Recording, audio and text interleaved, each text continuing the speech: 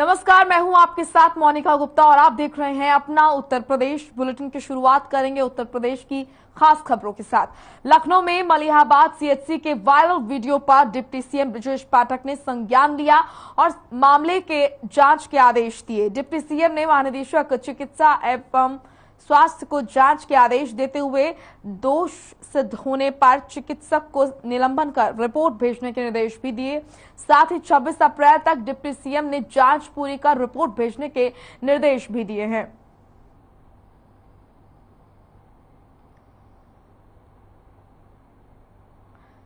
तो deputy CM ने जांच के निर्देश दिए। ये ट्वीट आप देख रहे हैं डिप्टी सीएम का। मलिहाबाद सीएचसी वीडियो का ये मामला है। वायरल वीडियो के मामले में डिप्टी सीएम ब्रजेश पाठक ने निष्पक्ष तरीके से जांच करने के निर्देश दिए।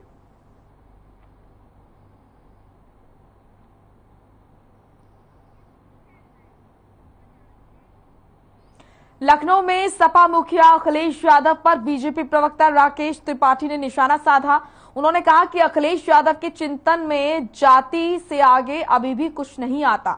बार बार गोरखनाथ पीठाधीश्वर की जाति बताकर वो अपमानित करने का प्रयास करते हैं। आगे उन्होंने कहा, प्रदेश के अन्य घटनाओं पर नहीं जाते, लेकिन जहां उनको अपना सजातीय दिख जाता है वहां पर रोटियां सेकने आ जाते हैं। आजम खान आज अपने कारनामों की सजा भुगत रहे हैं जेल की सलाखों के पीछे, लेकिन समाजवादी पार्टी जिसके साथ सत्ता में रहते हुए इन कारनामों को अंजाम देने का काम किया, आज वो समाजवादी पार्टी ने न जाने क्यों उनसे मुंह मोड़ लिया है, उनको अलग थलग छोड़ दिया है। और इसीलिए आज जब समाजवादी पार्टी का प्रतिनिधिमंडल उनसे मिलने गया तो समाजवादी पार्टी के प्रतिनिधिमंडल को उन्होंने नकार देने का काम किया, उससे मुलाकात नहीं की। लेकिन कोई भी उनसे मुलाकात करे, ये जेल नियमों मैनुअल्स के हिसाब से ही उनकी मुलाकातें होती रहेंगी, लेकिन वो किसी से भी मुलाकात करे, उनके पापों का बोझ उनसे कम होने वाला नहीं है, बल्कि जो गरीबों के साथ उन्होंने अन्याय किया है उसकी सजा उनको लगातार मिलती रहेगी। आजम खान आज अपने कारनामों की सजा भुगत रहे हैं। लखनऊ के गोसाईगंज में अखिलेश यादव उप निरीक्षक रश्मि यादव के घर पहुंचे। अखिलेश यादव ने उप निरीक्षक रश्मि यादव के परिजनों से मुलाकात की और परिजनों को सांत्वना दी। आपको बता दें कि रश्मि यादव ने अमेठी में ड्यूटी के दौरान खुदकुशी की थी। खुदकुशी को लेकर रश्मि के परिजनों ने कई सवाल खड़े किए थे। तो वहीं रश्मि के परिवार वालों से अखिलेश यादव मिले और परिवार वालों को सांत्वना दी। ये तस्वीरें उस दौरान की जब अखिलेश यादव परिजनों से मिलने पहुंचे।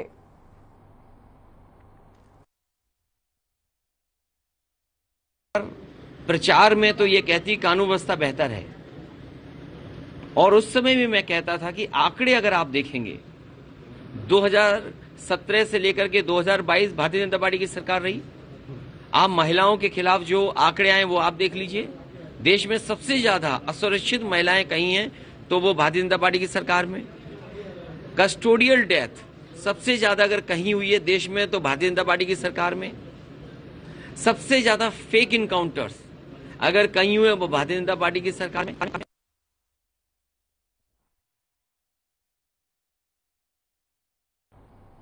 वहीं सीतापुर में बंद समाजवादी पार्टी के वरिष्ठ नेता आजम खान से मिलने जा रहे लखनऊ मध्य से विधायक रविदास मेहरोत्रा को सीतापुर जेल प्रशासन ने मिलने से रोक दिया, जिस पर नाराजगी जताते हुए रविदास मेहरोत्रा ने कहा कि बीजेपी समाजवादियों पर जुल्म कर रही है। उन्होंने कहा कि आजम खान साहब के बीमार होने के बावजूद उनका ना सही से इलाज किया गया और ना ही उनको जेल से बाहर रखा गया। उन्होंने कहा कि जब भी कोई उनसे मिलने आता है तो कोई ना कोई बहाना बनाकर जिला प्रशासन रोक देता है।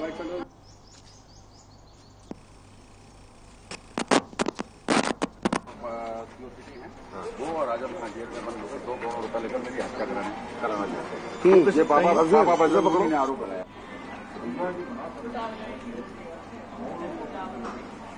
तो आजम खान से जेल मिलने पहुंचे समाजवादी पार्टी के नेता को जेल प्रशासन ने रोका। इस पर नेता का कहना है कि बीजेपी समाजवादियों पर जुल्म कर रही है। खासतौर पर आजम खान जिस तरीके से बीमार हैं, उनका इलाज सही तरीके से नहीं कराया जा रहा है और इसी के साथ उन्होंने कहा कि आजम खान पर जुल्म हो रहा है। लोग पहले भी उनसे मिले हैं और 2 बार कोरोना काल में उनको कोरोना हुआ और वो लखनऊ में भर्ती रहे आईसीयू में, तब भी हम लोग उनसे वहां मिलने के लिए गए।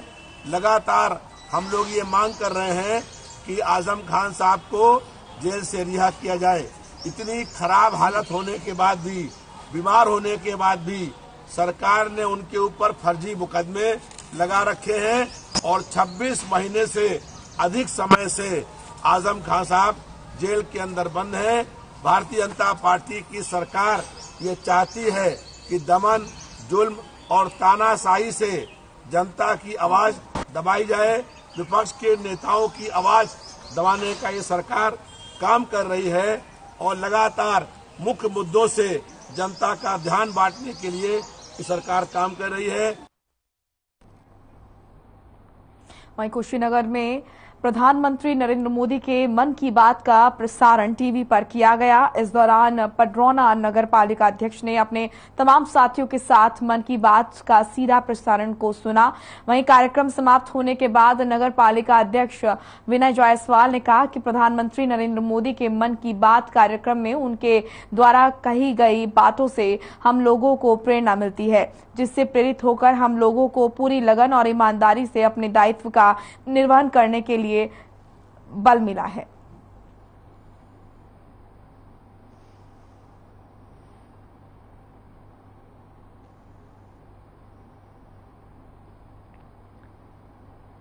तो प्रधानमंत्री नरेंद्र मोदी ने आज मन की बात की और उनका सीधा प्रसारण यहां कुशीनगर में हुआ। संबोधन को यहां पर सुना गया। तस्वीरें आप देख रहे हैं।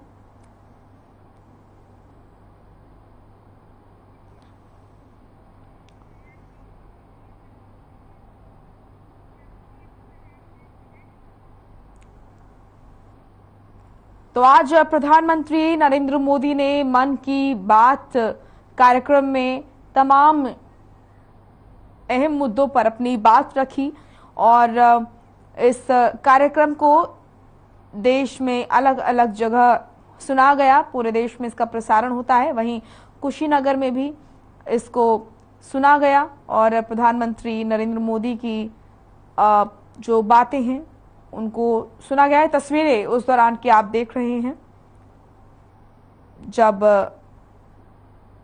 मन की बात का प्रसारण यहां पर हो रहा था और यहां सुनते हुए लोग।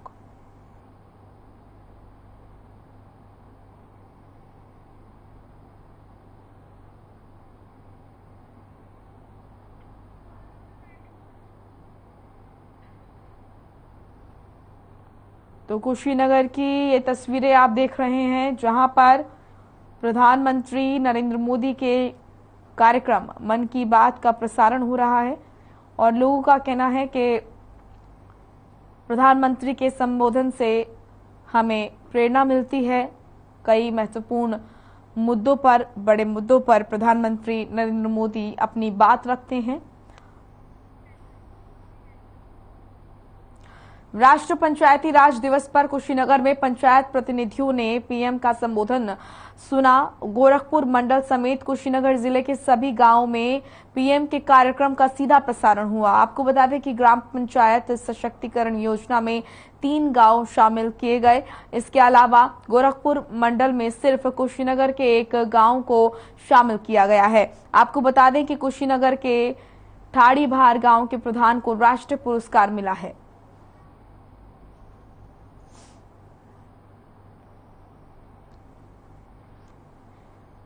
तो मन की बात आज प्रधानमंत्री नरेंद्र मोदी ने की और आज उनके इस कार्यक्रम को तमाम देशवासियों ने सुना। वहीं कुशीनगर में भी इसका सीधा प्रसारण हुआ। लखनऊ में पुलिस की गाड़ी में धक्का न लगाने पर पुलिसकर्मी ने एक नाबालिग लड़के को थप्पड़ जड़ने का मामला सामने आया है। वहां इस घटना का वीडियो सोशल मीडिया पर, वहीं ये जो वीडियो है तेजी से वायरल होने पर अधिकारियों ने कार्रवाई करते हुए आरोपी पुलिसकर्मी को लाइन हाजिर कर दिया। दरअसल पुलिस की गाड़ी अचानक से बंद हो गई और गाड़ी स्टार्ट न होने की वजह से उसमें बैठे मुख्य आरक्षी चालक सोहनलाल बाहर आए और पास में खड़े युवक और नाबालिग लड़के को उन्होंने धक्का लगाने के लिए कहा। इस दौरान युवक गाड़ी में धक्का लगाने को राजी हो गया, लेकिन नाबालिग ने ऐसा करने से इनकार कर दिया।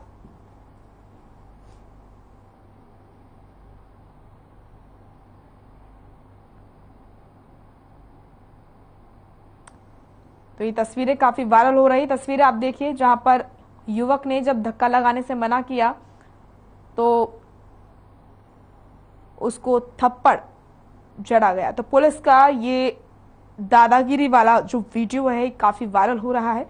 हालांकि इस पुलिसकर्मी पर कार्रवाई भी हुई है।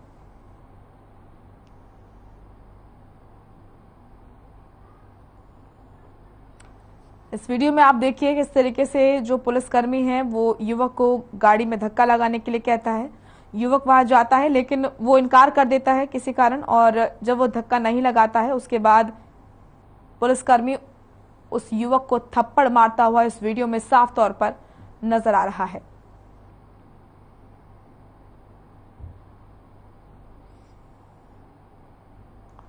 तो पुलिसकर्मी की दादागिरी इस वीडियो में साफ तौर पर देखी जा सकती है।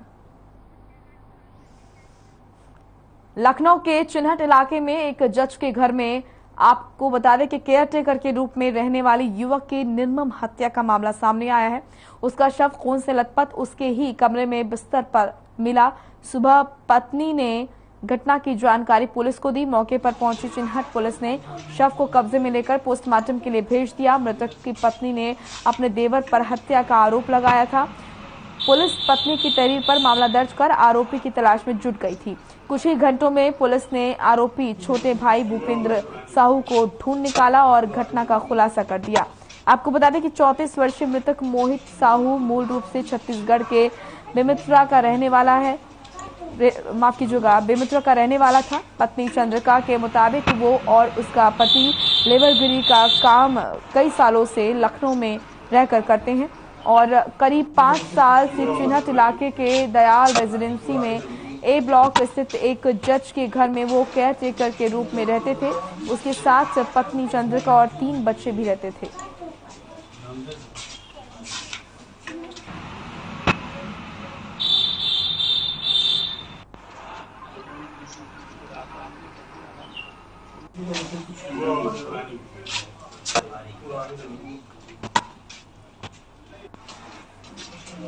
तो छोटे भाई ने ही बड़े भाई का कत्ल किया। फिलहाल पुलिस ने इस मामले में छोटे भाई को गिरफ्तार कर लिया है और उससे पूछताछ की जा रही है कि आखिर उसने अपने बड़े भाई का कत्ल इतनी बेरहमी से क्यों किया। आपको बता दें कि शख्स की पत्नी पर, छोटे भाई पर यह कार्रवाई की गई थी।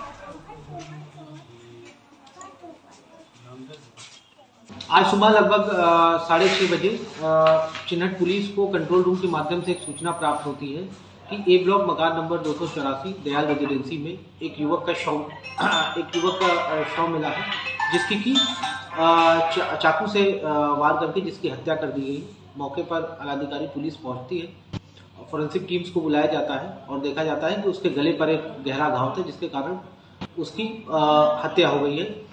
शव को पंचायतनामा भर के पोस्टमार्टम के लिए भेजा जाता है। इसके बाद जो मोहित की जो पत्नी थी उनके द्वारा एक तहरीर दी जाती है थाने पर, जिसमें बताया जाता है कि पुरानी रंजिश को लेकर के जो मोहित का भाई था भूपेंद्र साहू, ये मूलतः छत्तीसगढ़ के रहने वाले हैं और इन्होंने पुरानी रंजिश के चलते इसकी हत्या की है।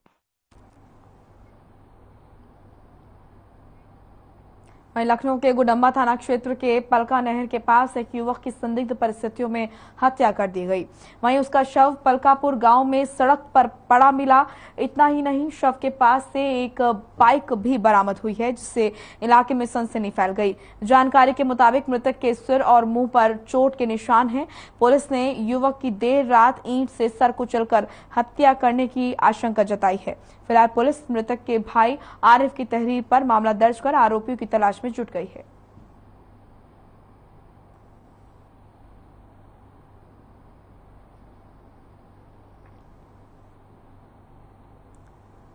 तो सड़क पर पड़ा मिला युवक का शव। बुरी तरह से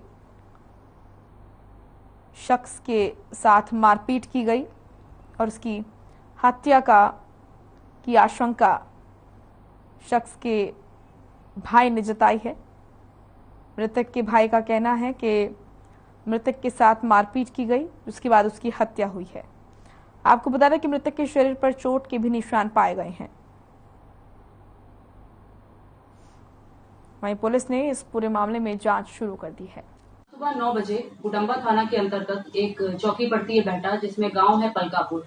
वहां पे ककरेड़ी मोड़ के पास 9 बजे के लगभग सूचना आई कि एक डेड बॉडी पड़ी है। मौके पे जब पुलिस पहुंची तो उन्होंने देखा कि एक आदमी है, उसकी डेड बॉडी पड़ी है, उसका सर किसी ने ईंटे से कुचल दिया है और वहां पे एक बाइक भी पड़ी मिली, पैशन प्रो बाइक। वहां पे फील्ड यूनिट वगैरह को बुलाया गया। गाँव वालों से जब पूछताछ की तो उसकी पहचान नादिर नाम के लड़के की गई है, जो कि 25 साल का है, अनमैरिड है और पेशे से कारपेंटर है। उसके भाई आरिफ से तहरीर ली गई तो एक तौफीक नाम का आदमी है, जिसका नाम सामने आया है। कई पुलिस टीमों को गठित किया गया है और जल्द से जल्द हम लोग आरोपियों को पकड़ेंगे। चलिए अब खबर लखीमपुर खीरी से है, जहां पर पुलिस अधीक्षक संजीव सुमन के दिशा निर्देशन में अपराध की रोकथाम को लेकर लगातार ऑपरेशन क्लीन के तहत कार्रवाई की जा रही है और जिसको लेकर कोतवाली प्रभारी सैयद मोहम्मद अब्बास ने पत्रकारों से एक प्रेस वार्ता की और वहीं प्रेस वार्ता के दौरान उन्होंने अवैध असलाह फैक्ट्री का खुलासा किया। साथ ही उन्होंने बताया कि पुलिस को सूचना मिलते ही तुरंत कार्रवाई की गई और मौके पर पहुंचकर 3 आरोपियों को गिरफ्तार कर लिया गया।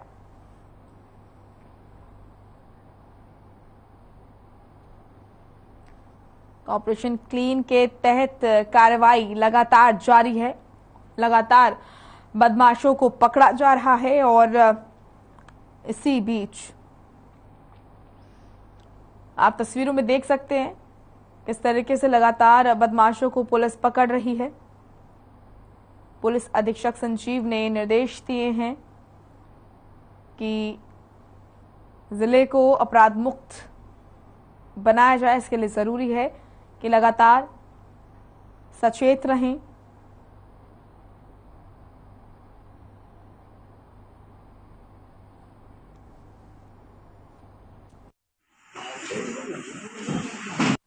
थाना पलिया क्षेत्र के मजगई चौकी क्षेत्र में जंगल के पास एक अवैध शस्त्र फैक्ट्री का भंडाफोड़ हुआ है। मौके से 3 लोगों को गिरफ्तार किया गया है।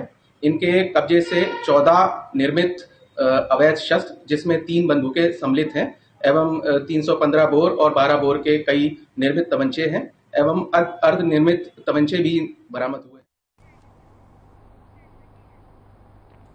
वहीं कुशीनगर में निर्माणाधीन राजकीय मेडिकल कॉलेज का एडीएम देवी दयाल वर्मा ने निरीक्षण किया। धीमी गति से चल रहे कार्यों पर नाराजगी जाहिर करते हुए निर्माण कार्य में तेजी लाने के निर्देश दिए गए। मौजूद प्रोजेक्ट मैनेजर ओम प्रकाश वर्मा और senior site engineer Dilshad Ahmad ने बताया कि नर्स हॉस्टल 5 फ्लोर का बन रहा है। इस संदर्भ में दूसरे फ्लोर का लेंटर शुरू हो चुका है और ये तस्वीरें आप देख रहे हैं। कार्यों में तेजी लाने के निर्देश यहां पर दिए गए हैं। कुशीनगर से ये तस्वीरें आपके सामने, जहां पर ये कार्य में तेजी लाने के निर्देश दिए गए। लगातार निरीक्षण यहां का किया जा रहा है और देखा जा रहा है अधिकारियों को काम में तेजी लाने के निर्देश भी दिए गए।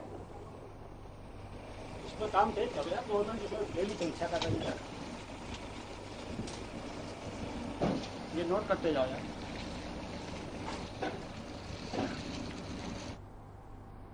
लखनऊ जेल से रिहा होने वाले लोगों को लेकर मौलाना खालिद रशीद फिरंगी महली का बड़ा बयान सामने आया है। उन्होंने कहा है कि शरीयत में हर आदमी को आगे आकर लोगों की मदद करनी चाहिए और जो परेशानी में है उनकी परेशानियों को दूर करना चाहिए। हम हर साल नई कमेटी के लोग जेल हो या कोई भी जगह ऐसे लोगों को ढूंढकर मदद करने की कोशिश करते हैं। साथ ही मौलाना ने कहा कि जो जुर्माना नहीं भर पाते हैं वो लोग जेल में ही रह जाते हैं, उन लोगों को चिन्हित कर हम लोग रिहा कराते हैं।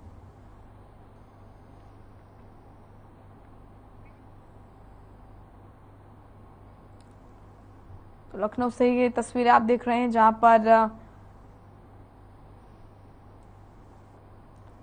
आपको बता दें कि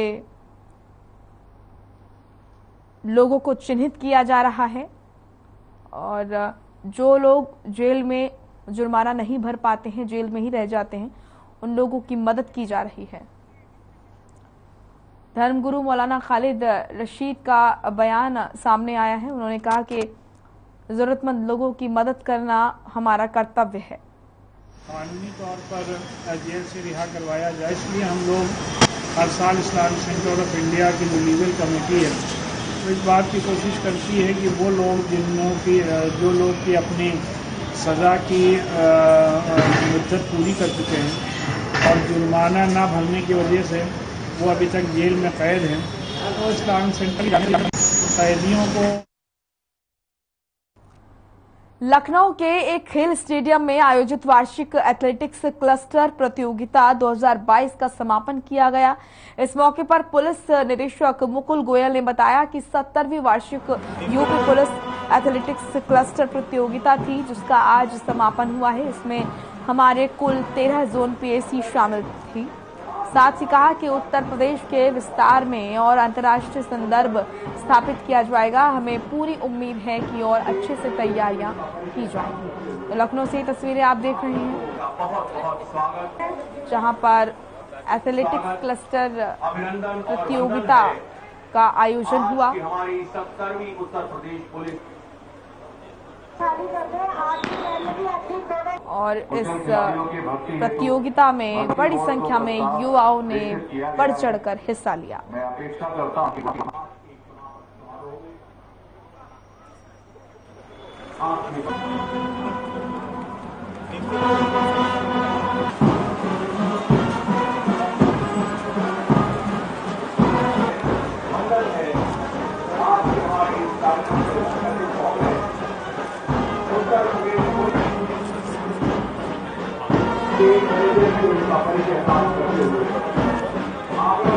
बहुत बहुत